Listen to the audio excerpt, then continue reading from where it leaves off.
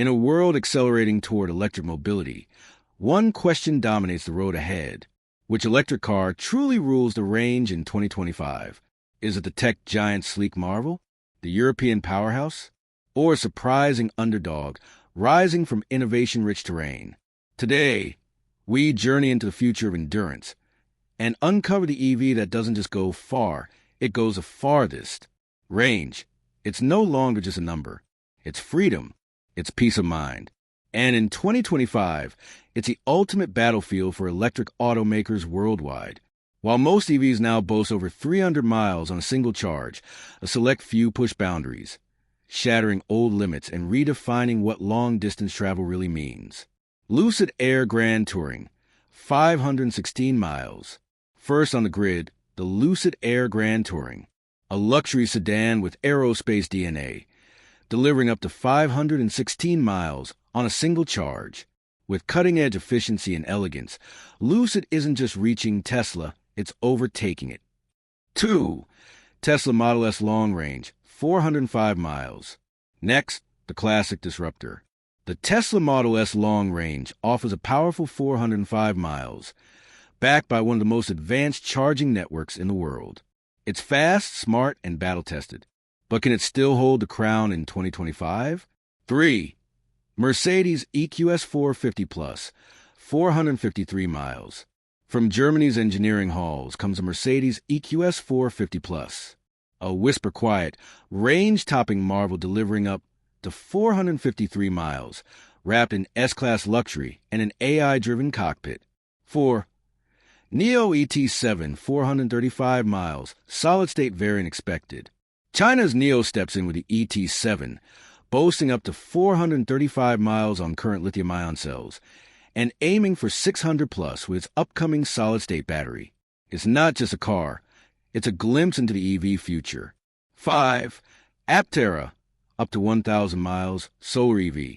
And then, the wild card, Aptera, the ultralight, solar-powered EV with up to 1,000 miles of theoretical range. Radical? Yes. Real?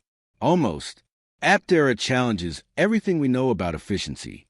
So, which EV wins the range war of 2025? If you're chasing real-world luxury and tested endurance, Lucid leads the charge. But for those dreaming beyond the horizon, solid-state NIOs and solar EVs like Aptera may soon leave everyone else in the dust. Because in this race, the finish line keeps moving. Which one would you trust on your next cross-country journey? Comment below, and don't forget to subscribe, and stay charged with us for more on the future of electric mobility. This is just the beginning, but there's more to range than just numbers on paper. Altitude, climate, speed, and even tire pressure can shift an EV's true capability. In the real world, 500 miles on the spec sheet may turn into 430 on the freeway, or 390 in winter. That's where the hidden champions emerge. Software-optimized systems, adaptive regenerative braking, and energy-efficient tires that squeeze every mile from every watt. And just beyond the horizon, a revolution brews. Solid-state batteries with lightning-fast charging and double the energy density. Wireless charging highways in South Korea and Sweden. And even self-healing batteries under development in Japan. Range, as we know it, may soon be irrelevant. Not because it doesn't matter, but because the world around the EV is evolving faster than the cars themselves. So we asked again which one wins, the longest range or the smartest use of every mile? The answer might just be waiting in your driveway sooner than you think. In hidden labs from Silicon Valley to Shenzhen, the battle isn't just for miles, it's for milliseconds. Every automaker is chasing the same dream, batteries that are lighter, safer, and faster to charge than anything we've ever seen. Solid-state may be the buzzword, but don't overlook the silent players. Sodium-ion batteries, now entering production in China. They're cheaper, safer, and immune to cold weather, and they're already powering city EVs in early test fleets. But technology isn't evolving in isolation. Range priorities vary by continent. In America, it's about cross-country endurance. In Europe, energy efficiency and fast-charging infrastructure take center stage. In China, urban swappability and affordability rule. And in Africa, Innovators focus on self-charging, solar-integrated mobility, driven by the need to leap over weak grid systems entirely. This isn't just about cars anymore. It's a race of ideologies, a competition of convenience versus innovation, a quiet war of energy independence. So, who truly wins the 2025 long-range war? Maybe it's not the fastest, nor the flashiest, but the one that quietly makes owning an EV as effortless as owning a phone. The real winner is a system that removes friction, not just extends range. And in that arena, the real champions might not be car makers at all, but the ones who build what supports them. The future of long-range driving isn't just about going far. It's about not having to think about it at all. And that changes everything. The next battle isn't on the showroom floor. It's beneath your feet, above your head, and in the data centers you never see. It's a battle for infrastructure dominance, the silent system that decides who gets to charge, how fast, and how much you'll pay for it.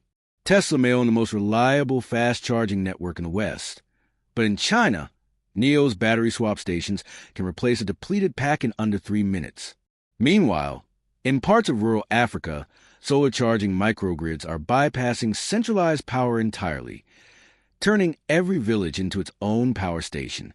But while batteries move the cars, it's data that moves the industry. Every route you take, every charge you make, every stop, detour, and delay is tracked, logged, optimized, monetized. The tech giants, Apple, Google, Baidu, Huawei, they're not just mapping your journey. They're building the operating system of mobility, one that knows where you're going before you do. And behind it all, a bigger transformation is underway. The shift from fossil fuel dominance to a decentralized, renewable power world isn't just environmental, it's geopolitical. Lithium is the new oil, cobalt is the new gold, and the nations that control the rare earths will quietly control the future.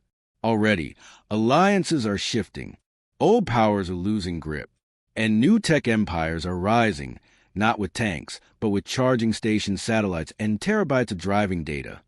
But perhaps the most remarkable part of this story isn't happening in Silicon Valley or Berlin.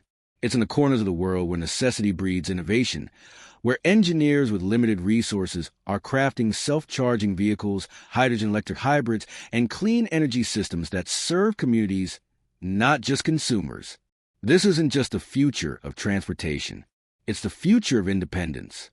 So now the question isn't just who builds the EV with the longest range, but who builds a future where range doesn't matter at all.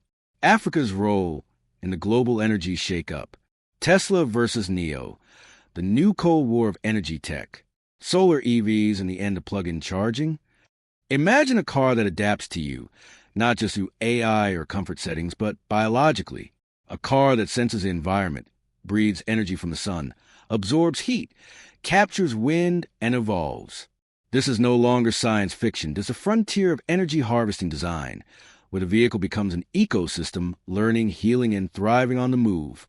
In California, startups like Aptera have already blurred the line between car and spacecraft, crafting ultra-aerodynamic shells covered in solar skin. In theory, they may never need a wall charger. In practice, they're getting closer every month. In Africa, independent engineers are doing the unthinkable, building energy loops within the car itself, vehicles that capture and reuse electromagnetic pulses to maintain charge and motion. No wires, no gas, no limits. And if vehicles generate their own energy, what happens to the grid? A future is emerging where EVs don't just consume electricity, they store, share, and distribute it. Your car becomes a mobile battery bank, powering your house, your neighborhood, even disaster zones. And maybe, just maybe, this is the purpose electric mobility was always meant to serve. Not just cleaner air, not just silent roads, but freedom. Freedom to go wherever the road disappears. Freedom to disconnect, not from power, but from dependence, because the ultimate range isn't about miles. It's about not needing permission to move.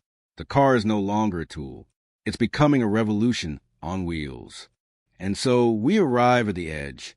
What began as a race for range has become something much deeper, a reimagining of power, movement, and possibility. This isn't just about who builds the car that goes the farthest. It's about who builds a world where we don't worry about going at all, where freedom is quiet, clean, autonomous, where your next journey doesn't depend on a pump or a plug, but a choice.